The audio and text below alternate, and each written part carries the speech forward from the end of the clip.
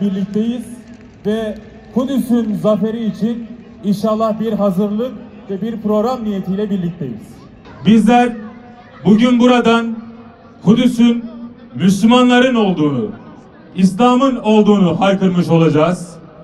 Bizler bugün Siyonist işgali ve tahakkümü asla kabul etmediğimizi bir kez daha dile getirmiş olacağız. Bismillahirrahmanirrahim.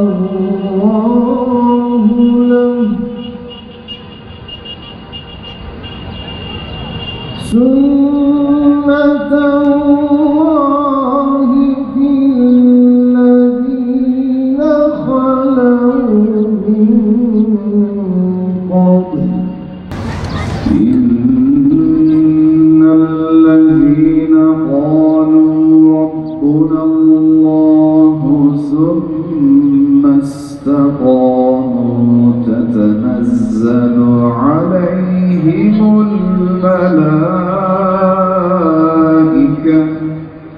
Oluk oluk kan aksa, kurtulacak el aksa.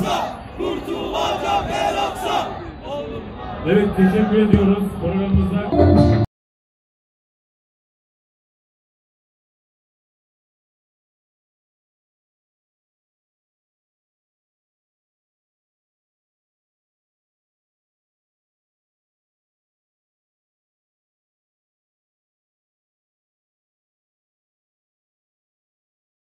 Bugün bu meydanda Anadolu Gençlik Derneği olarak nöbet sırası bizdedir.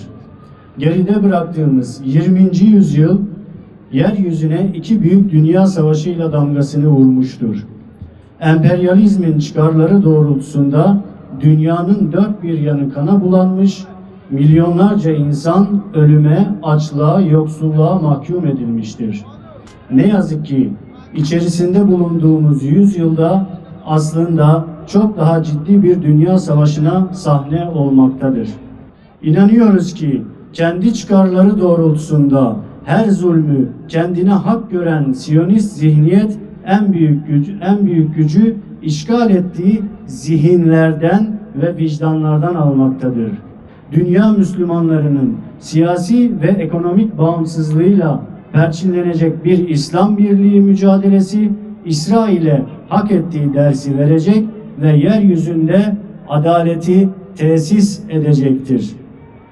Yapılan bu çalışmaların İslam aleminin birliğine, Siyonizme karşı somut adımların atılmasına ve Kudüs'ün özgürleştirilmesine vesile olmasını temenni ediyoruz.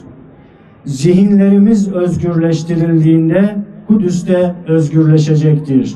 Unutmamalıyız ki İslam'ın ve insanlığın geleceği 2 milyar Müslümanın yüreğinin birlikte çarpmasıyla aydınlanacaktır. Ve her Müslüman geleceğin şafağını hazırlayan bir işçidir.